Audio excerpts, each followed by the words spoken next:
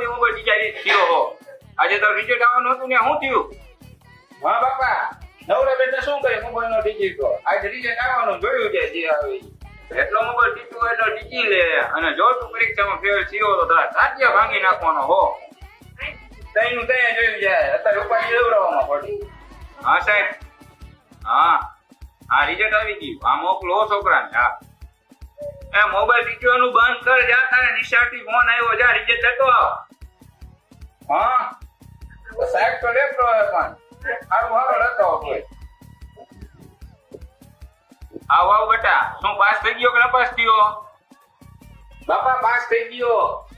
બાપા તમે કીધું તું ને કે પાસ થઈ જાવ એટલે તમે મને મોબાઈલ લઈ દઈશો નવે નવો